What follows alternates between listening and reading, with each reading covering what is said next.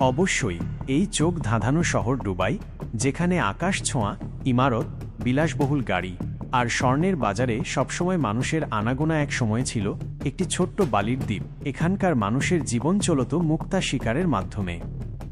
বন্ধুরা, আজ আমরা সংযুক্ত আরব আমিরাতের কিছু অজানা কথা জানব, যা হয়তো আগে আপনাদের অজানাই ছিল। আসুন জেনে নেওয়া যাক কিভাবে একটি ছোট বেদুইন গ্রাম থেকে দুবাই পৃথিবীর অন্যতম ধনী শহরে পরিণত হলো এই অবিশ্বাস্য যাত্রার গল্প। 1833 সালে আল মাকতুম পরিবার দুবাইয়ের শাসনভার গ্রহণ করে। তখন এটি ছিল একটি নীরব সমুদ্রতীরবর্তী গ্রাম। এখানকার মানুষের প্রধান পেশা ছিল মাছ ধরা, মুক্তা সংগ্রহ করা এবং সামান্য ব্যবসা। জনসংখ্যাও ছিল খুবই কম। দুবাইয়ের বন্দর প্রাকৃতিকভাবে খুব সুবিধাজনক হওয়ায় ধীরে ধীরে অনেক ব্যবসায়ী এখানে আসতে শুরু করেন। এক সময় এটি পারস্য উপসাগরের একটি ছোট বাণিজ্যিক কেন্দ্রে পরিণত হয়।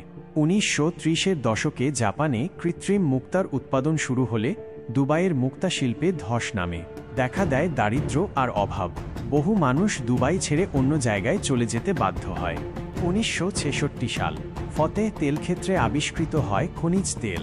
এটি ছিল দুবাইয়ের ভাগ্য পরিবর্তনের প্রথম পদক্ষেপ। তবে অন্যান্য আমিরাতের তুলনায় দুবাইতে তেলের মজুদ খুব বেশি ছিল না। এই কারণে দুবাইয়ের তৎকালীন শাসক শেখ রাশিদ বিন সাইদ আল মাকতুম সিদ্ধান্ত নেন যে শুধুমাত্র তেলের ওপর নির্ভর না করে অর্থনীতিকে আরও বিস্তৃত করতে হবে। শেখ রাশিদ শুরু করলেন নতুন নতুন অবকাঠামো নির্মাণ, তৈরি করলেন আধুনিক বন্দর, বিমানবন্দর ও রাস্তাঘাট। 1979 সালে চালু হল জেবেল আলী বন্দর, যা আজও বিশ্বের অন্যতম ব্যস্ততম সমুদ্র বন্দর। তিনি ফ্রি জোন তৈরি করলেন, যেখানে বিদেশি ব্যবসায়ীরা কর ছাড়াই ব্যবসা করার সুযোগ পেতেন। এভাবেই দুবাই আন্তর্জাতিক বাণিজ্যের কেন্দ্রে পরিণত হল।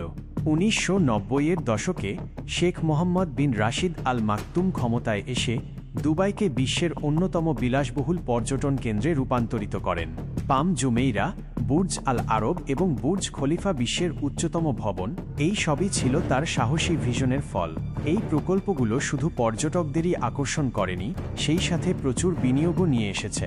বর্তমানে দুবাইয়ের অর্থনীতি মূলত নির্ভরশীল ব্যবসা ও লজিস্টিক্স, পর্যটন ও হসপিটালিটি, রিয়েল এস্টেট, বিমান পরিবহন, যেমন বিশ্বখ্যাত এমিরেটস এয়ারলাইন্স। আশ্চর্যের বিষয় হল, বর্তমানে দুবাইয়ের মোট আয়ের মাত্র 5% আসে তেল থেকে।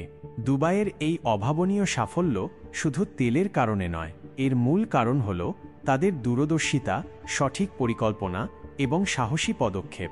একটি মরুভূমির শহর কিভাবে আধুনিক বিশ্বের বিস্ময়ে পরিণত হতে পারে, দুবাই তার জ্বলন্ত উদাহরণ। যদি আপনাদের এই ধরনের রোমাঞ্চকর ভিডিও ভালো লেগে থাকে, তাহলে রাফ বাইয়ের সাথেই থাকুন। ভিডিওটি শেয়ার করুন, লাইক দিন এবং সাবস্ক্রাইব করতে ভুলবেন না। আজকের মতো এখানেই শেষ। দেখা হবে পরবর্তী ভিডিওতে। সবাই ভালো থাকবেন।